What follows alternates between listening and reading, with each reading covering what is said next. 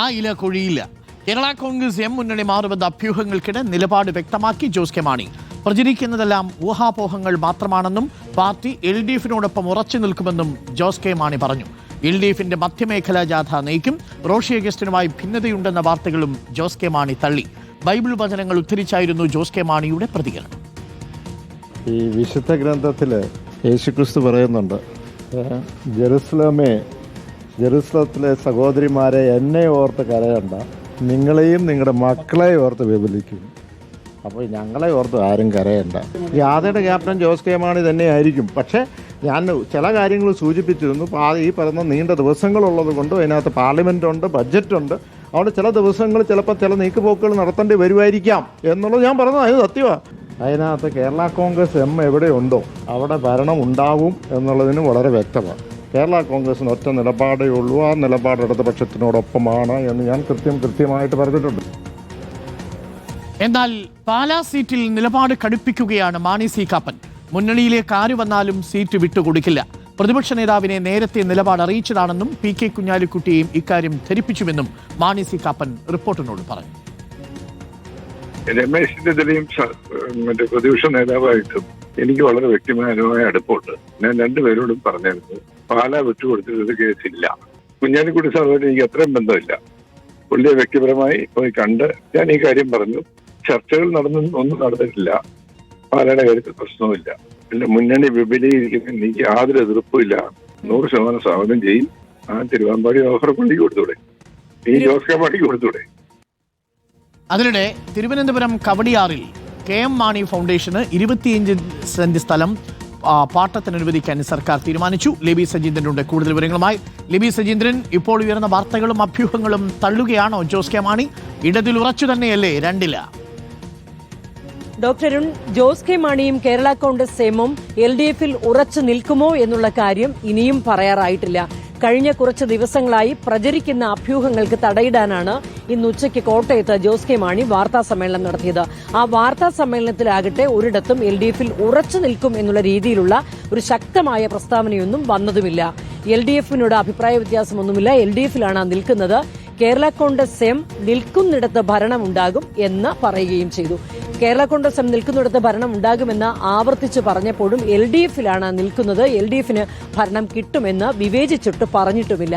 അതുമാത്രമല്ല, MLA-മാരെല്ലാവരും ഒരുമിച്ചായിരിക്കും എവിടെയാണെങ്കിലും എന്ന് പറഞ്ഞപ്പോഴും അതിൽ നിന്ന് ഇത്തരത്തിലുള്ള വ്യാഖ്യാനമൊക്കെ ആ ഘട്ടത്തിൽ വരികയും ചെയ്തു. എന്നാൽ വളരെ ശക്തമായ നീക്കമാണ് കേരള കോൺഗ്രസ് എമ്മിനെ അനുനയിപ്പിക്കാൻ LDF-ന്റെ ഭാഗത്തു നിന്നുള്ളത്. സംസ്ഥാന സർക്കാരിന്റെ ഭാഗത്തു നിന്നും അനുനയ നീക്കം തന്നെ നടക്കുകയാണ്. അതിന്റെ ഭാഗമായിട്ടാണ് KM മാണി ഫൗണ്ടേഷൻ സ്ഥലം വിട്ടു നൽകാനുള്ള നീക്കമൊക്കെ നടന്നത്. ഏതായാലും വിട്ടുകൊടുക്കാതിരിക്കാൻ LDF-ഉം ഇങ്ങോട്ട് വരുമെന്നുള്ള പ്രതീക്ഷയിൽ UDF-ഉം നിൽക്കുന്നു. എവിടെ ഉറച്ചു നിൽക്കും ജോസ് കെ മാണിയും കേരള കോൺഗ്രസ് എമ്മും എന്നുള്ള കാര്യം വരും മണിക്കൂറുകളിൽ അറിയാൻ സാധിക്കും. ഡോക്ടർ ലേബിയാണ് വിവരങ്ങൾ നൽകിയത്. മുന്നണി വിപുലീകരണ നീക്കങ്ങൾ പരസ്യമായി സമ്മതിക്കാതെ UDF നേതാക്കൾ പ്രചരിക്കുന്നത് അഭ്യൂഹം മാത്രമാണെന്ന് KC വേണുഗോപാൽ പറഞ്ഞു. ചർച്ച നടന്നിട്ടില്ലെന്ന് സണ്ണി ജോസഫും PK കുഞ്ഞാലിക്കുട്ടിയും വിശദീകരിച്ചു. ആരുടെയും പിറകെ പോകില്ലെന്നായിരുന്നു K മുരളീധരന്റെ പ്രതികരണം. ഇല്ല, ഞങ്ങളുടെ മുമ്പിൽ ഇതുവരെ അത്ര ഒരു താല്പര്യമായിട്ട് ആരും വന്നിട്ടില്ല. ഒരു ചർച്ചകളും കോൺഗ്രസിൻ്റെയോ UDF-ൻ്റെയോ ഭാഗത്ത് നിന്ന് ഔദ്യോഗികമായിട്ട് ഉണ്ടായിട്ടുള്ളതായിട്ട് എനിക്ക് തോന്നുന്നില്ല. UDF-ൻ്റെ പാരമ്പര്യമുള്ള പാർട്ടികൾ UDF-ലേക്ക് തിരിച്ചു വരണമെന്ന് ആഗ്രഹിച്ചാൽ ആ സന്ദർഭത്തിൽ ഞങ്ങൾ ആവശ്യമായിട്ടുള്ള നടപടി സ്വീകരിക്കും. ഇല്ല, ഞങ്ങൾ ചർച്ചയൊന്നും നടത്തിയിട്ടില്ല. UDF-ൻ്റെ യോഗം ചേർന്നിട്ട് കുറച്ചായി. അസംബ്ലി സമ്മേളനത്തോടു കൂടിയ മറ്റ് ചർച്ചകളിലേക്കൊക്കെ കിടക്കുക. നിലവിലുള്ള രാഷ്ട്രീയ കാര്യങ്ങളൊക്കെ അദ്ദേഹം എന്നോട് പറഞ്ഞു പോയത്. അല്ലാതെ വേറെ പ്രത്യേകിച്ച് ഒരു അജണ്ട വെച്ച ചർച്ചകളൊന്നും ഉണ്ടായിട്ടില്ല. ഇപ്പോൾ നടക്കുന്നതൊക്കെ അഭ്യൂഹങ്ങളാണ്. അത് ആരെങ്കിലും ഒന്ന് അങ്ങോട്ടും ഇങ്ങോട്ടും പോകുമ്പോൾ നടക്കുന്ന അഭ്യൂഹങ്ങളാണ്. അല്ല, ഔദ്യോഗികമായിട്ടുള്ള ചർച്ച ഒന്നും നടത്തിയിട്ടില്ല. UDF എടുത്തിട്ടുള്ള തീരുമാനം ആരുടെയും പുറകിൽ പോവില്ല, എന്നാൽ വാതിൽ കൊട്ടി അടയ്ക്കില്ല. ആ നയം തന്നെയാണ് UDF-ൻ്റെ.